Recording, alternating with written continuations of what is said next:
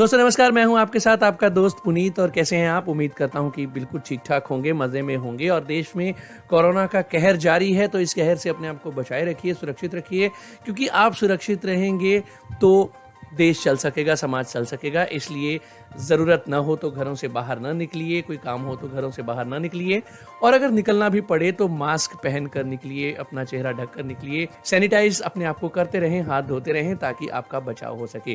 Comedy colours आप सुनते हैं रेडियो उड़ान पर, मेरे यानी पुनीत के साथ। और आज है शुक्रवार और मैं हो चुका हूं एक बार फिर से आपके लिए ये प्रोग्राम लेकर। और आप रेडियो उड़ान को अपना फीडबैक दे सकते हैं हमारी वेबसाइट www.radioudan.com पर, या हमारी mail@radioudan.com या radioudan@gmail.com पर भी आप अपना फीडबैक दे सकते हैं। हमारे यूट्यूब चैनल को सब्सक्राइब कीजिए, जहां से आप रेडियो उड़ान के प्रोग्राम से रिलेटेड लेटेस्ट अपडेट्स हासिल कर सकते हैं, और हमारे कम्युनिटी कलर्स जैसे प्राइम शोज को लाइव सुन सकते हैं। हमारा यूट्यूब चैनल www.youtube.com/radio उड़ान, हमारा फेसबुक पेज लाइक कीजिए www.facebook.com/radio उड़ान, और इसके साथ साथ हमारे व्हाट्सएप ग्रुप्स में जुड़कर भी आप अपने फीडबैक दे सकते हैं। बहरहाल आपके फीडबैक्स हमें समय समय पर मिलते भी रहते हैं, और उन्हीं फीडबैक्स और सजेशंस के मुताबिक हम अपने प्रोग्राम्स को और अपने इवेंट्स को तैयार किया करते हैं। हमें बहुत ज़्यादा खुशी होती है जब आप हमें अपने सजेशंस और फीडबैक्स देते हैं। और इसके साथ साथ हम आपको ये भी बता दें कि आप हमारे प्रोग्राम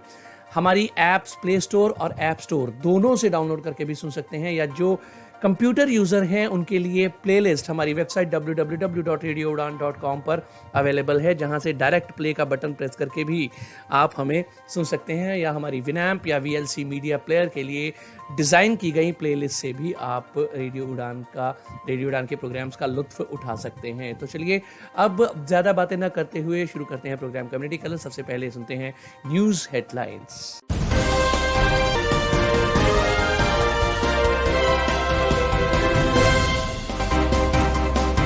सुप्रीम कोर्ट ने बाइपोलर व्यक्ति के जज बनने का रास्ता किया साफ।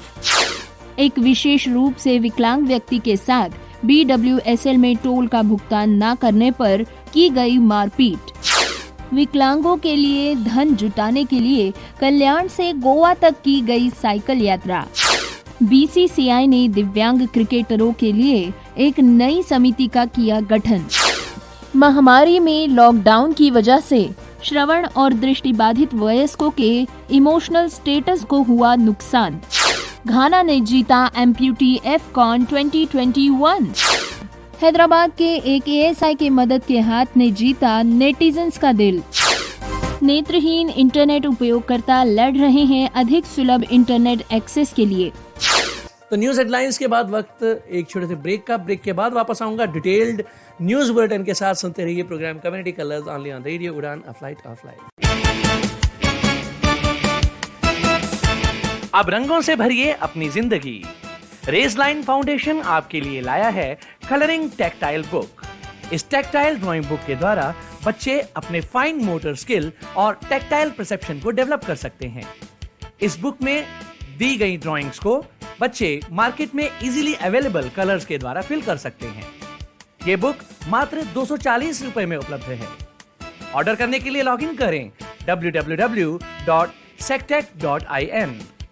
ज्यादा जानकारी के लिए कॉल करें 9266626368 या 9266626367। Happy colouring.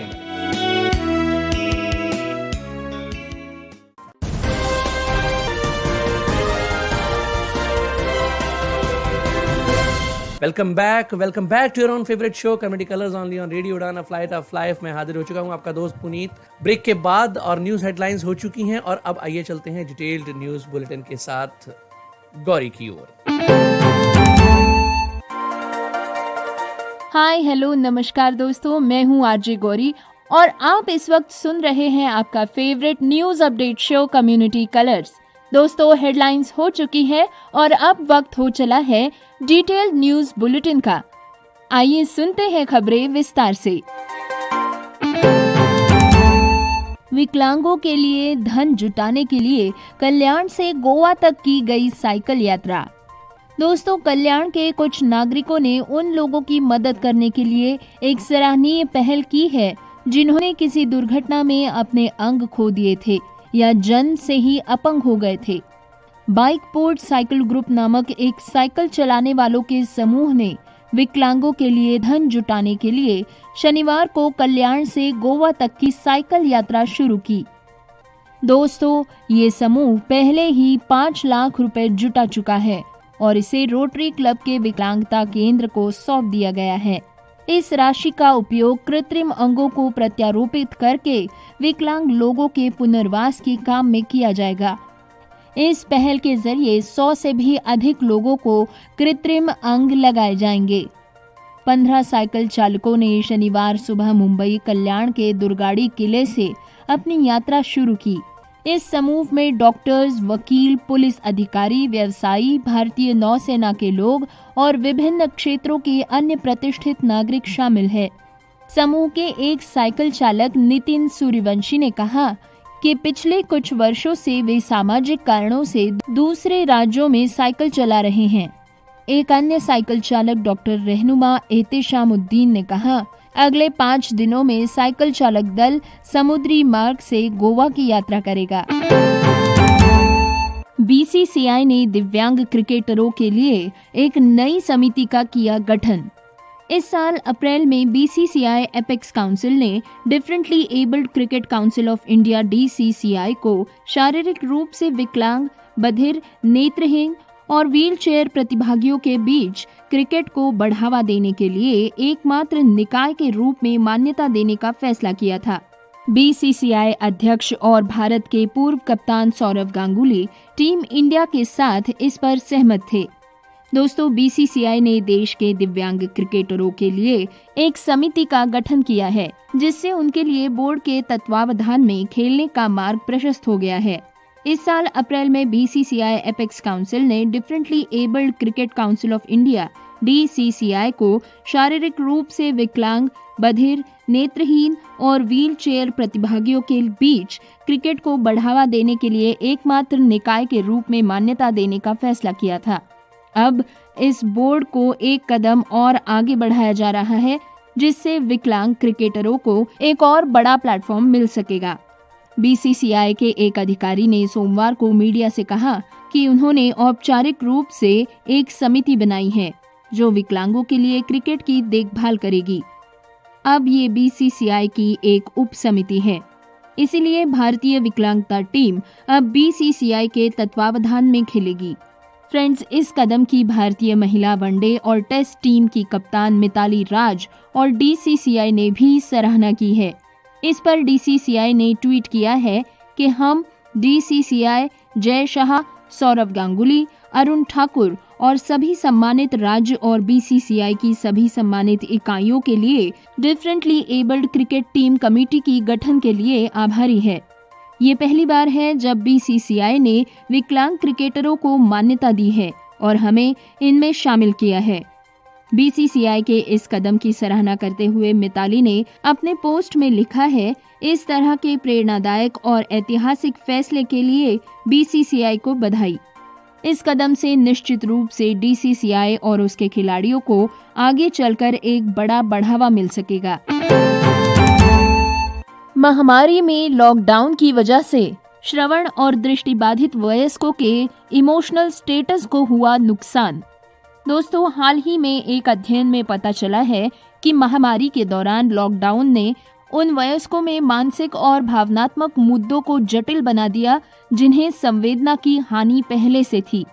मिनीसोटा विश्वविद्यालय की पेगी नेल्सन ने अमेरिका की ध्वनिक सोसाइटी की 181वीं बैठक में अपनी प्रस्तुति में प्रभावों को रेखांकित किया।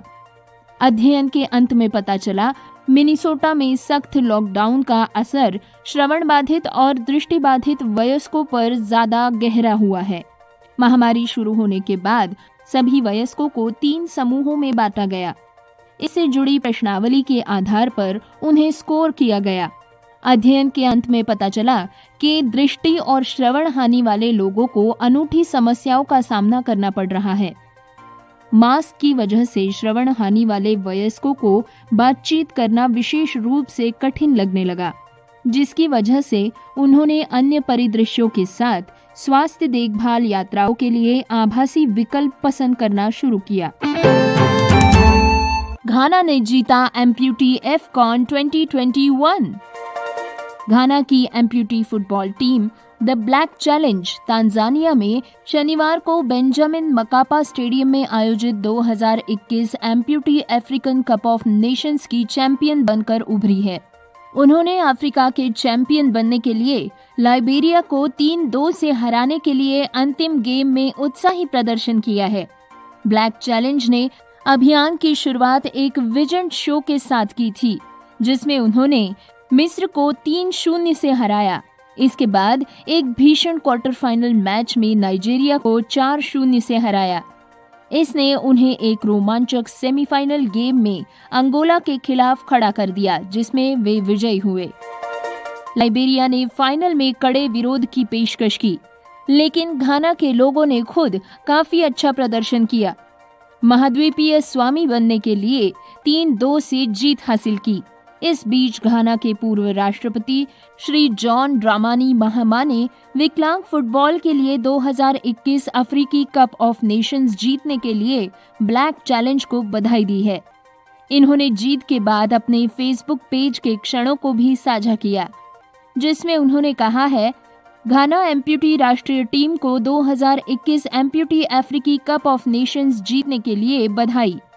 पूर्व राष्ट्रपति के अनुसार उन्हें लाइबेरिया के खिलाफ फाइनल देखने के लिए समय निकालने के लिए दिन में पहले सूचना मिल गई थी, लेकिन गैम्बिया में उनकी गतिविधियों ने उन्हें अनुमति नहीं दी। उन्होंने कहा, मैं लाइबेरिया के खिलाफ आपकी 3-2 की जीत के बारे में सुनकर खुश हूँ। ट्रॉफी जीतने के लिए टीम सभी तालियों की पात्र है। सुप्रीम कोर्ट ने बाइपोलर व्यक्ति के जज बनने का रास्ता किया साफ। एक विशेष रूप से विकलांग व्यक्ति के साथ BWSL में टोल का भुगतान न करने पर की गई मारपीट। विकलांगों के लिए धन जुटाने के लिए कल्याण से गोवा तक की गई साइकिल यात्रा। BCCI ने दिव्यांग क्रिकेटरों के लिए एक नई समिति का किया गठन। महामारी में लॉकडाउन की वजह से श्रवण और दृष्टिबाधित वयस्कों के इमोशनल स्टेटस को हुआ नुकसान। घाना ने जीता एम्प्यूटी एफकॉन 2021। हैदराबाद के एक ASI के मदद के हाथ ने जीता नेटिजन्स का दिल। नेत्रहीन इंटरनेट उपयोगकर्ता लड़ रहे हैं अधिक सुलभ इंटरनेट एक्सेस के लिए। हैदराबाद के एक ASI के मदद के हाथ ने जीता नेटिजन्स का दिल। फ्रेंड्स, गोलकोंडा पुलिस स्टेशन के एक सहायक पुलिस उपनिरीक्षक ने TSRTC बस में शारीरिक रूप से अक्षम व्यक्ति की मदद करने के बाद सोशल मीडिया पर कई लोगों का दिल जीत लिया।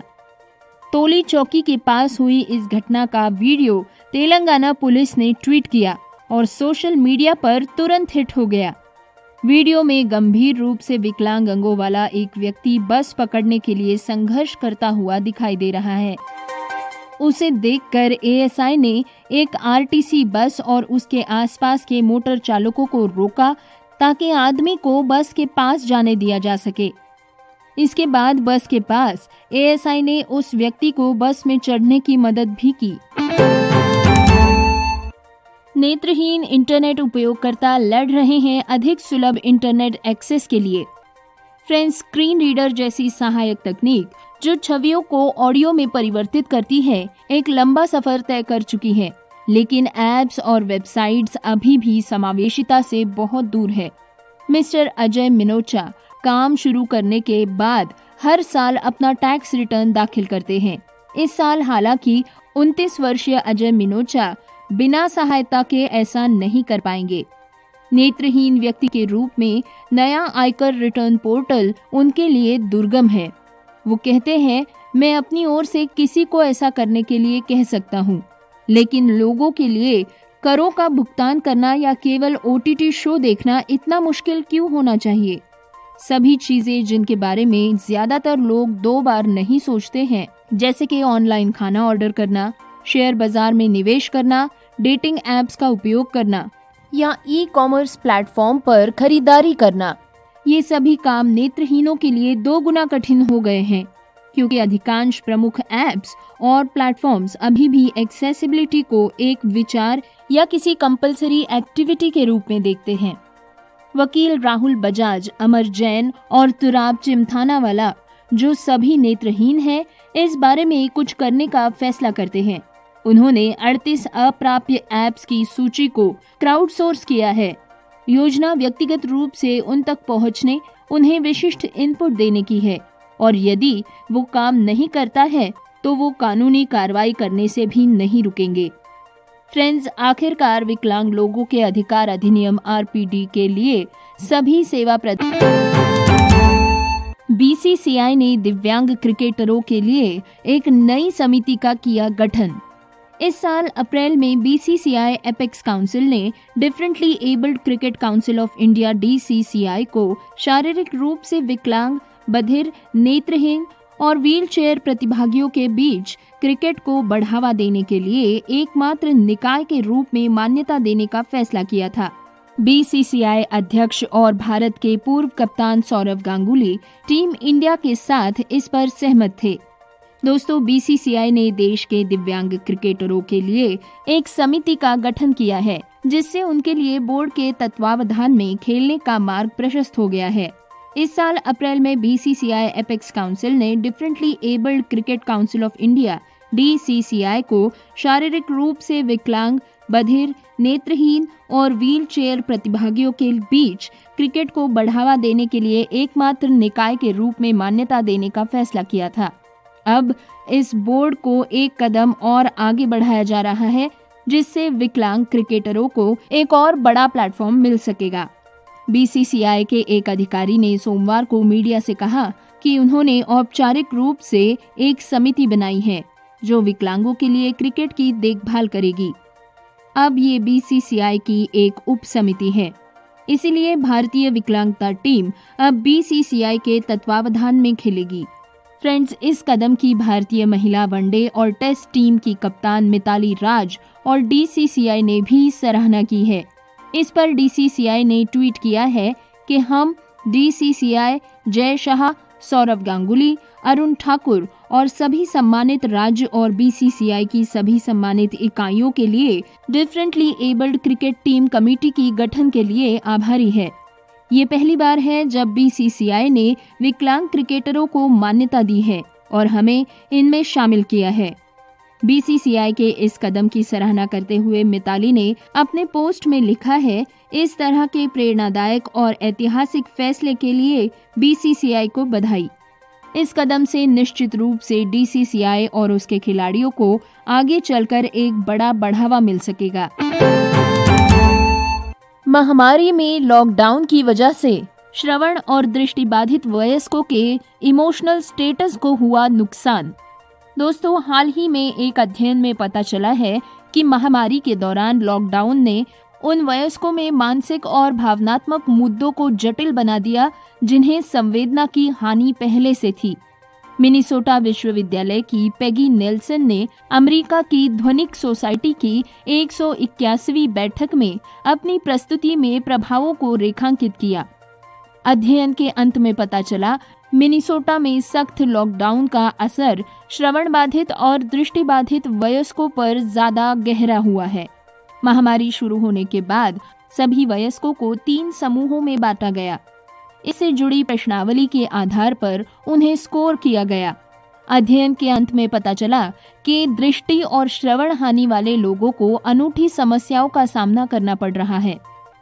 मास्क की वजह से श्रवण हानि वाले वयस्कों को बातचीत करना विशेष रूप से कठिन लगने लगा, जिसकी वजह से उन्होंने अन्य परिदृश्यों के साथ स्वास्थ्य देखभाल यात्राओं के लिए आभासी विकल्प पसंद करना शुरू किया। घाना ने जीता एम्प्यूटी एफकॉन 2021। घाना की amputee football team the black challenge Tanzania में शनिवार को बेंजामिन मकापा स्टेडियम में आयोजित 2021 amputee African cup of Nations की चैंपियन बनकर उभरी है। उन्होंने अफ्रीका के चैंपियन बनने के लिए लाइबेरिया को 3-2 से हराने के लिए अंतिम गेम में उत्साही प्रदर्शन किया है। ब्लैक चैलेंज ने अभियान की शुरुआत एक विजन शो के साथ की थी, जिसमें उन्होंने मिस्र को 3-0 से हराया। इसके बाद एक भीषण क्वार्टर फाइनल मैच में नाइजीरिया को 4-0 से हराया। इसने उन्हें एक रोमांचक सेमीफाइनल गेम में अंगोला के खिलाफ खड़ा कर दिया, जिसमें वे विजयी हुए।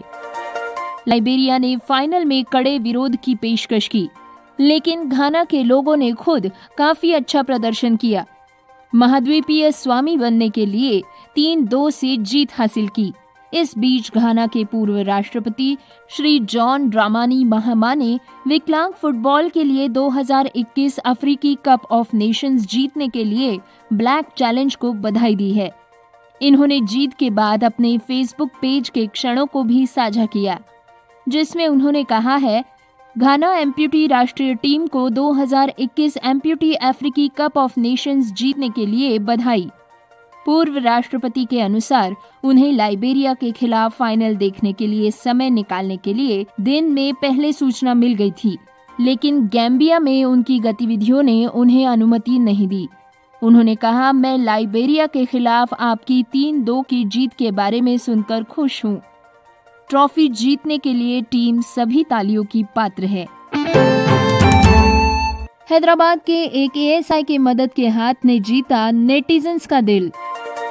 फ्रेंड्स, गोलकोंडा पुलिस स्टेशन के एक सहायक पुलिस उप निरीक्षक ने टीएसआरटीसी बस में शारीरिक रूप से अक्षम व्यक्ति की मदद करने के बाद सोशल मीडिया पर कई लोगों का दिल जीत लिया।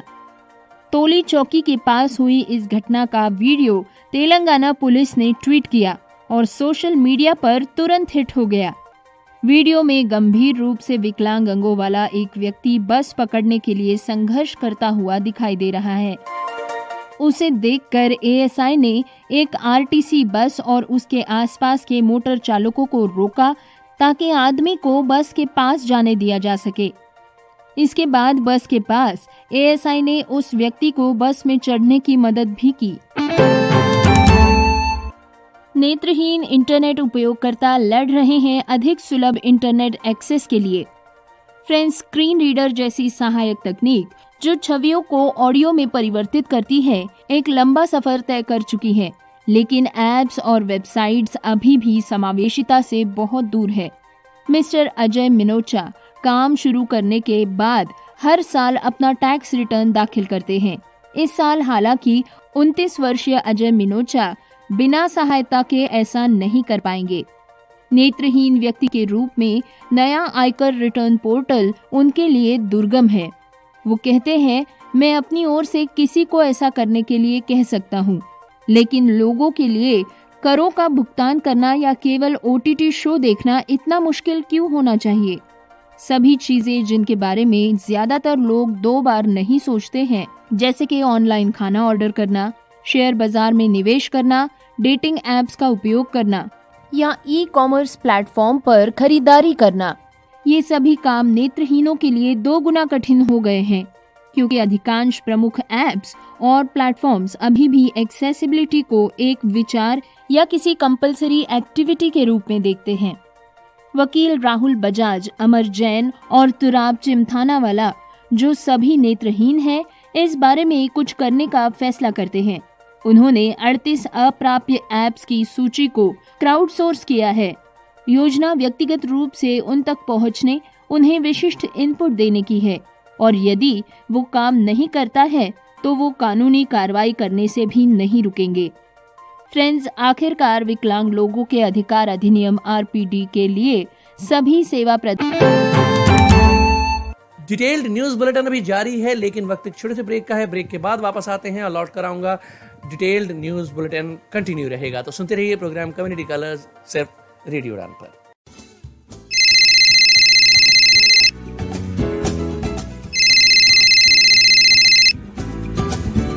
Hello hello Bittu. हाँ यार तू आया नहीं, मैंने कल बताया था कि इंटरव्यू के जाना, मेरी ट्रेन निकल जाएगी। कहाँ है तू? हाँ यार, बस आ गया, 5 मिनट में आ रहा हूँ मैं बस तेरे पास।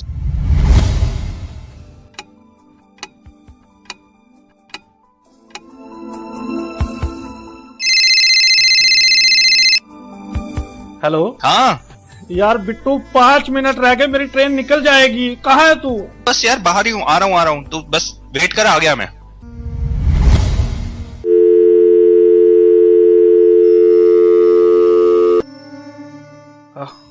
अब नहीं आओ, अब नहीं आओ, निकल गई ट्रेन, निकल गई ट्रेन, निकल गई ट्रेन, निकल गई ट्रेन, निकल गई ट्रेन, निकल गई ट्रेन।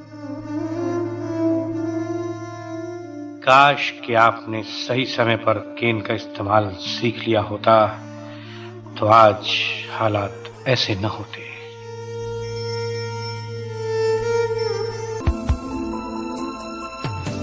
इसीलिए दोस्तों कीजिए केन से दोस्ती, क्योंकि नो केन नो गेम।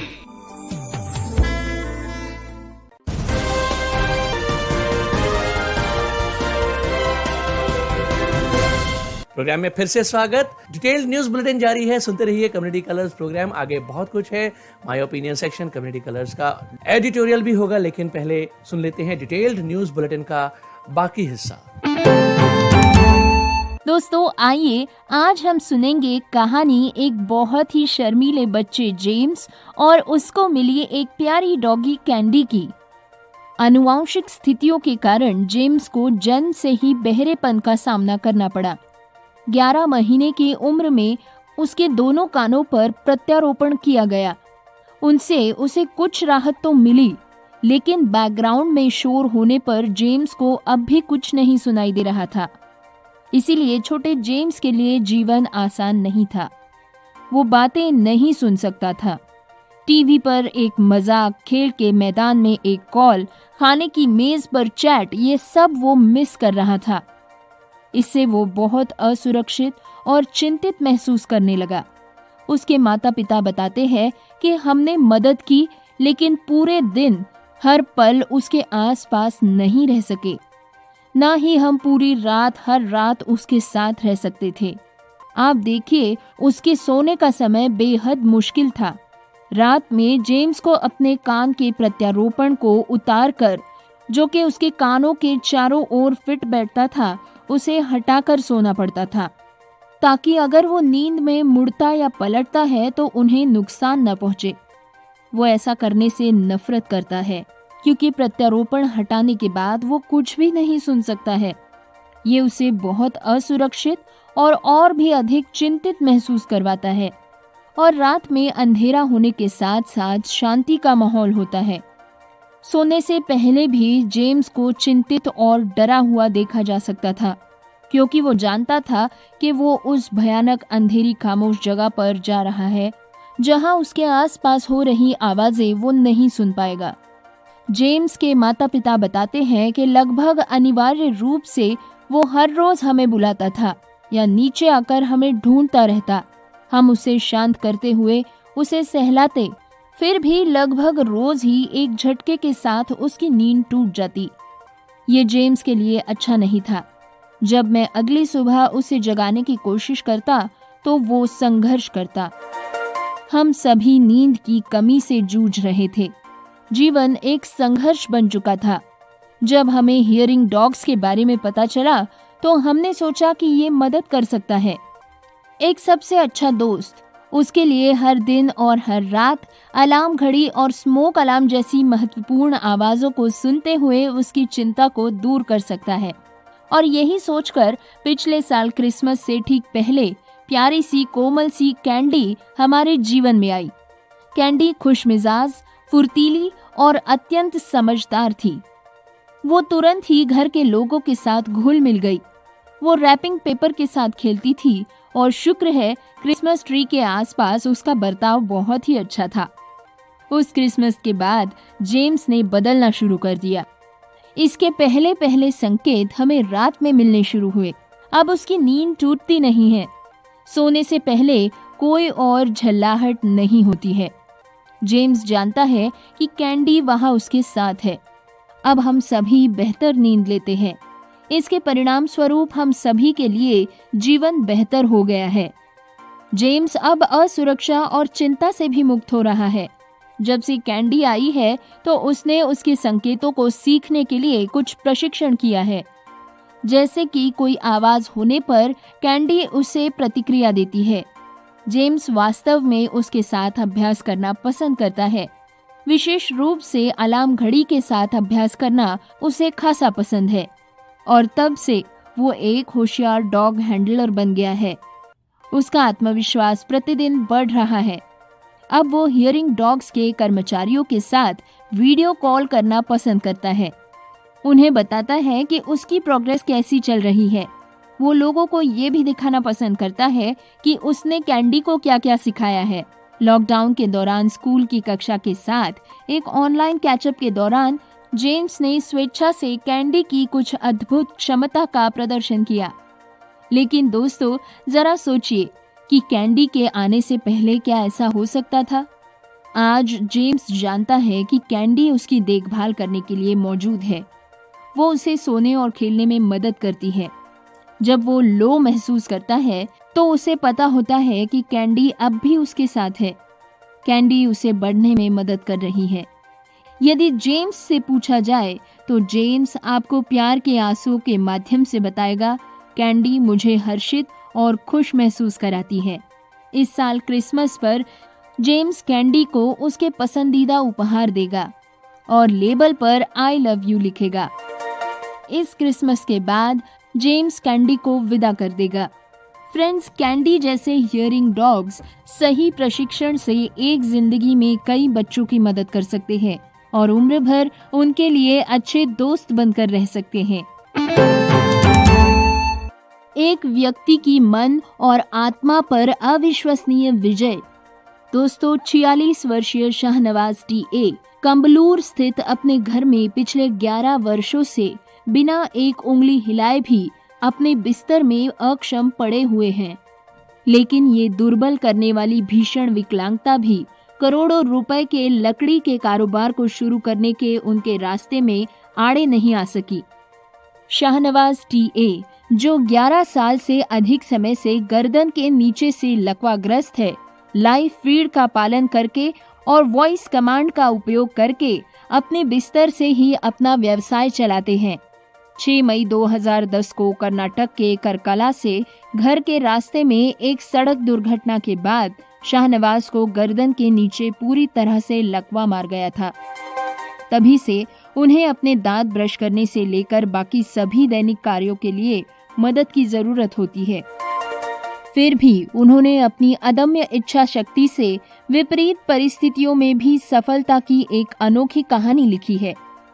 एक्सीडेंट से पूर्व बिजली की दुकान चलाने वाले शाहनवाज के लिए जीवन सुचारू रूप से चल रहा था। उनकी पत्नी रहमत ने 1 महीने पहले ही अपनी दूसरी बेटी निदा फातिमा को जन्म दिया था और बड़ी बेटी फिदा फातिमा 6 साल की थी। शाहनवाज ने हाल ही में अपने दिवंगत ससुर द्वारा चलाए जा रहे लकड़ी के व्यवसाय को संभाला था और कर्नाटक से एक कार से लौट रहे थे। उनके साथ 2 ट्रक लकड़ी से लदे हुए थे। रात भर गाड़ी चलाने के बाद उन्हें नींद आ गई और एक बुरे समय में उनका वाहन पर से नियंत्रण छूट गया। गाड़ी पलट गई और उन्हें बाहर फेंक दिया गया, जिससे उनकी रीढ़ की हड्डी में गंभीर चोट लगी।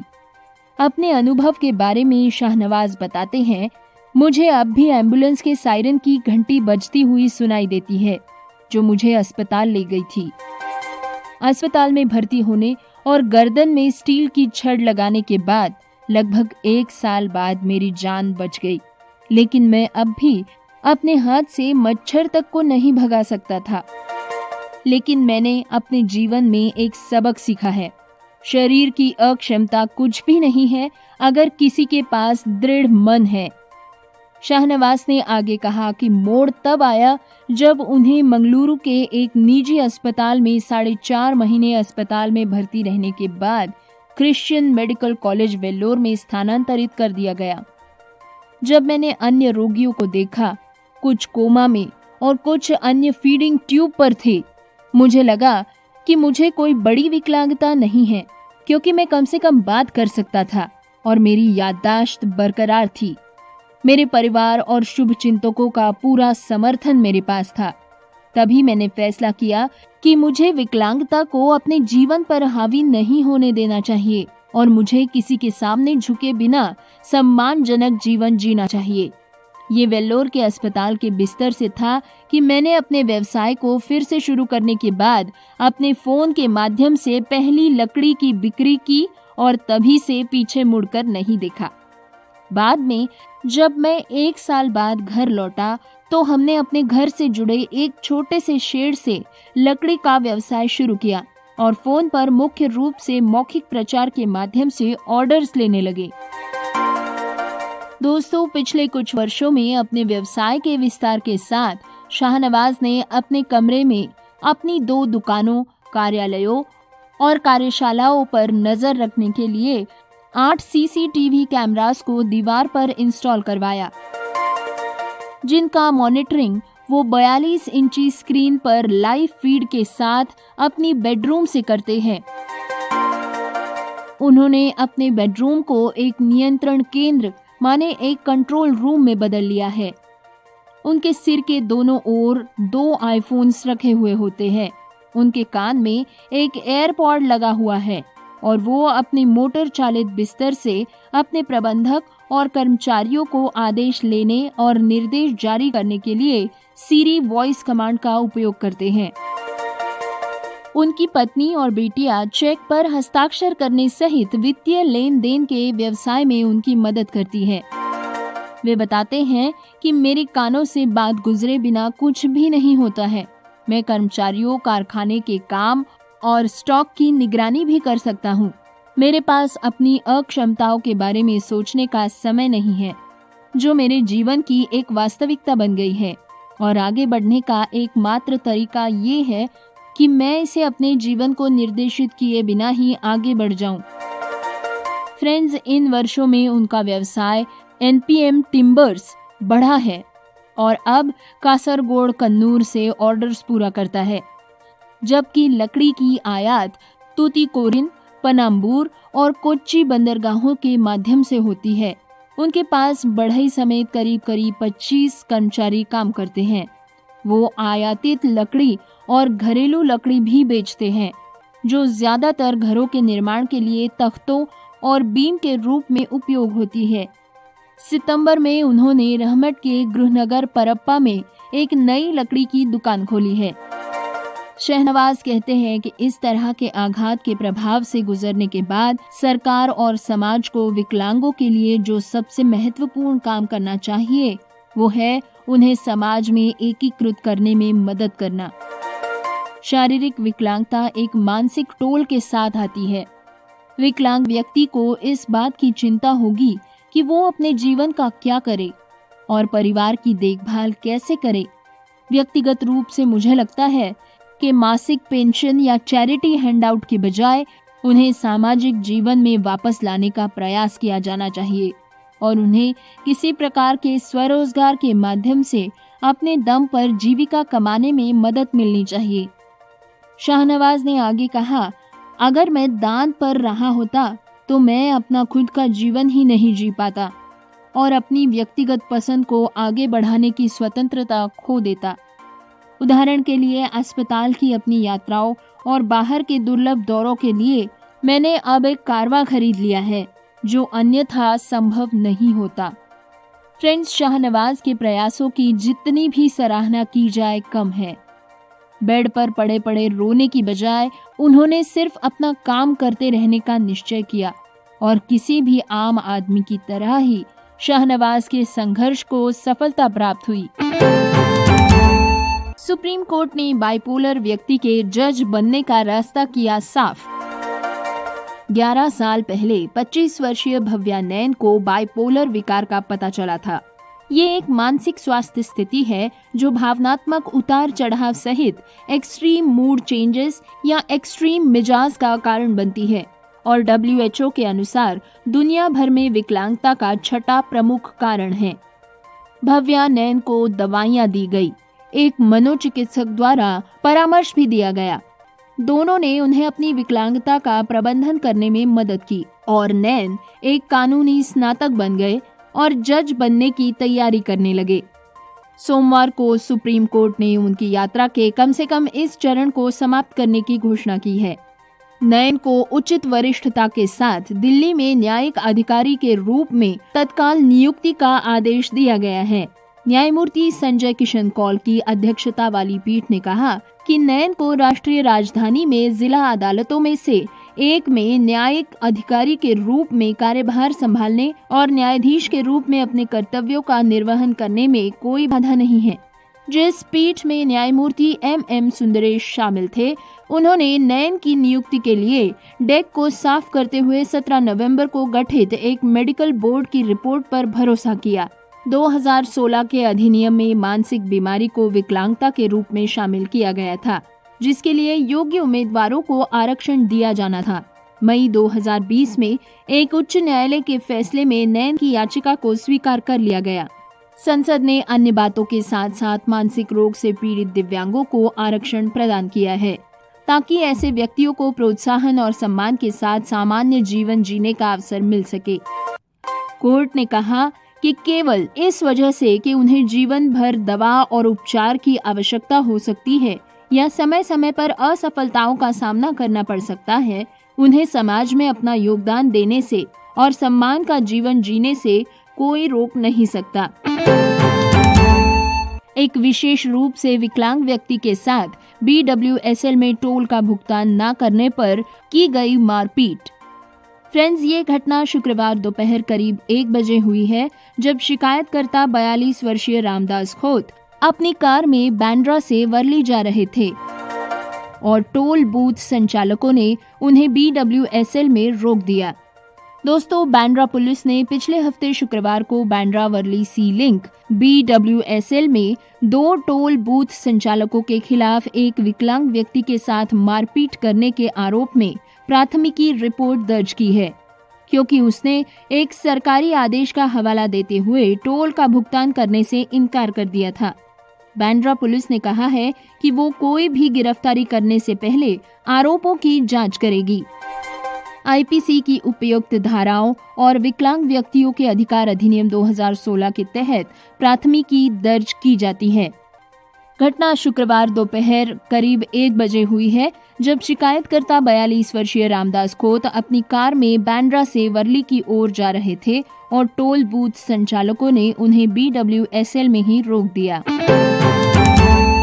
तो डिटेल न्यूज़ बुलेटिन में आपने अब तक की जो इस वीक की खास खबरें सुनी और उम्मीद करते हैं कि आपको नई नई अपडेट्स ज़रूर मिली होंगी। और हम हमेशा कहते हैं कि आप भी अगर कोई अपडेट हम तक पहुंचाना चाहते हैं तो mail@radioudan.com या radioudan@gmail.com पर भी आप हमें न्यूज़ भेज सकते हैं और हमारी कोशिश होगी कि उस न्यूज़ को वेरीफाई करके इस प्रोग्राम में हम शामिल करें। तो बहरहाल डिटेल न्यूज़ बुलेटिन के बाद वक्त एक ब्रेक के बाद वापस आएंगे। ब्रेक के उस पार होगा सेक्शन आवर ओपिनियन या हमारी राय दानिश महाजन के साथ। तो सुनते रहिए programme community colours only on radio Udaan, a flight of life. ओफो मम्मा, आप कहाँ जा रही हो? मुझे बहुत सारा होमवर्क करना है और मुझे कुछ समझ में नहीं आ रहा, मुझे मीनिंग भी समझ में नहीं आ रही, मैं कैसे करूँगी? ओफो बेटा, आपको पता है ना कि ऑफिस जाने का टाइम है। प्लीज बेटा, मैं शाम को आकर आपको पूरी इंग्लिश पढ़ा दूंगी, सब चीज समझा दूंगी। ओके बेटा? मम्मा भी चले गए, पापा भी चले गए, भैया भी नहीं है। अब मैं अपना इंग्लिश का होमवर्क कैसे करूंगी? अगर मुझे इंग्लिश के वर्ड्स आते तो मैं सारा होमवर्क कर लेती, पर मैं अब किससे पूछूं? ये परेशानी सिर्फ रिया को नहीं, उन सारे लोगों को होती है जिनकी इंग्लिश की वोकैबुलरी थोड़ी सी कमजोर है। आपकी वोकैबुलरी को और भी स्ट्रॉन्ग बनाने के लिए आरजे दिव्या लेकर आ रही है वोकैबुलरी डोज। तो हर गुरुवार शाम 7 से 8 बजे और हर शुक्रवार दोपहर 2 से 3 बजे तो अपनी इंग्लिश की कमजोरी को दीजिए एक नई पहचान। On your radio Udaan, a flight of life.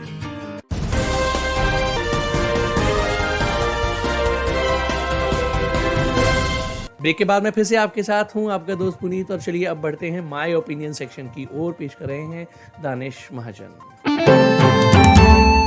जी दोस्तों नमस्कार, मैं दानिश महाजन। कम्युनिटी कलर की सेगमेंट अवर ओपिनियन में आपका स्वागत। अगर आपके पास भी कोई डिसेबिलिटी से रिलेटेड न्यूज है तो danish.mahajan88@gmail.com पर शेयर करना मत भूलिएगा। अपनी न्यूज का ऑथेंटिक सोर्स जरूर दें ताकि हम उसे शो में शामिल कर सकें। चलिए आपको एक स्टोरी सुनाते हैं आज। मान लीजिए एक शख्स है, 11 साल पहले उन्होंने लॉ कंप्लीट की, फिर जुडिशियल ऑफिसर बनने का सपना देखा, एग्जाम को क्रैक किया, सब कुछ किया, लेकिन जब अपॉइंटमेंट की बारी आई तो उन्हें बता दिया गया कि आप जुडिशियल ऑफिसर बनने के लिए फिट नहीं हैं क्योंकि आप डिसेबल्ड हैं। तो ये कितना बड़ा धक्का होगा। अमूमन ऐसी खबरें हम सुनते हैं, आपको एग्जाम देने दिया जाता है, आप तैयारी करते हैं, आप क्रैक कर लेते हैं, लेकिन जब अपॉइंटमेंट की बारी आती है तो कुछ ना कुछ हो जाता है। ऐसा ही हुआ आज से 11 साल पहले भव्य नैन के साथ। जब उनकी अपॉइंटमेंट की बारी आई तो उन्हें अपॉइंट नहीं किया गया, कहा गया कि आपको तो बाइपोलर है। कहा गया आप तो बाइपोलर हैं। बाइपोलर क्या होता है? बाइपोलर एक मेंटल हेल्थ कंडीशन है जो कॉज करती है एक्सट्रीम मूड स्विंग, जिसमें आपके जो इमोशंस है वो लो हाई होते रहते हैं। वर्ल्ड हेल्थ ऑर्गेनाइजेशन ये कहती है कि यह छठा सबसे बड़ा रीजन है डिसेबिलिटी का। तो भव्या ने अपनी लड़ाई को कंटिन्यू किया, मेडिकल बोर्ड बने, वो हर जगह पेश होते थे और अपनी लड़ाई लड़ते रहे। 14 दिसंबर को एक बड़ा जजमेंट आया जिसमें कहा गया मेडिकल बोर्ड द्वारा कि हमें कोई भी ऐसी चीज नहीं मिली है जिस पर हम ये कह सकें कि ये एज ए जुडिशियल ऑफिसर अपनी ड्यूटी को सर्व नहीं कर पाएंगे। जुडिशरी यूं तो हमारे राइट्स को प्रोटेक्ट करती है, लेकिन विजुअली इम्पेयर्ड के केस में भी आपने पहले देखा होगा कि कई बार उनको जज बनने में रुकावटें आई हैं। जब कोर्ट कह देते हैं कि 50% आईसाइट चाहिए, इतने परसेंटेज वाला ब्लाइंड ही बन सकता है जज, फिर बाद में उसी जुडिशरी में कोई जस्टिस उसको खारिज कर देता है और सबके लिए रास्ते खुल जाते हैं। ऐसे ही रास्ते खुले हैं बाइपोलर व्यक्तियों के लिए जिन्हें ये मेंटल हेल्थ कंडीशन है।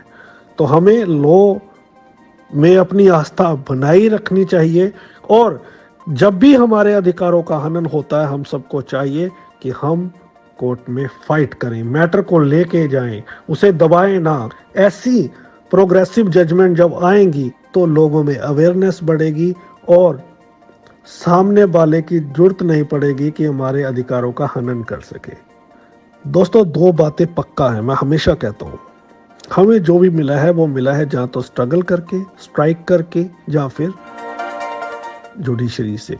और जब भी हम केस लड़ते हैं तो एक केस से कईयों का भला हो जाता है। अगर आपके क्षमता है लड़ने की, आपके पास सोर्स है, रिसोर्स है, तो किसी को अलाउ मत कीजिए कि अपने आपके राइट्स को वो ना माने, आपके राइट्स का हनन हो।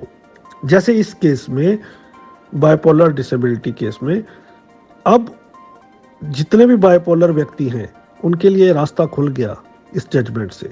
कोई उन्हें मना नहीं कर सकता, अपॉइंट करने से मना नहीं कर सकता। अब जैसे हमने और भी आपको जजमेंट बताई है, जो भी आती है वो सिर्फ एक इंडिविजुअल के लिए नहीं होती, उससे रिलेटेड जितने भी व्यक्ति ग्रस्त होते हैं या परेशान होते हैं उन सब के लिए आती है और एक रास्ता खुल जाता है उनके लिए।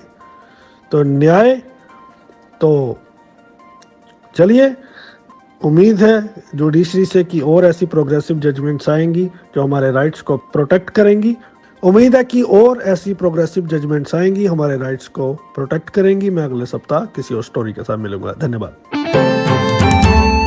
उम्मीद करेंगे कि आपको ये सेक्शन, ये सेगमेंट पसंद ज़रूर आया होगा और आप अपना फीडबैक इस सेक्शन और पूरे प्रोग्राम के मुतल्लिक हमें ज़रूर देंगे। और फीडबैक देने के जो तरीके हम पहले प्रोग्राम की शुरुआत में बता चुके हैं, तो आप किसी भी तरीके से अपना फीडबैक हमें भेज सकते हैं। प्रोग्राम के अब अंजाम का वक्त हो रहा है, लेकिन चलते चलते अब आइए आखिर में प्रोग्राम के जानते हैं न्यूज़ हेडलाइंस एक बार फिर।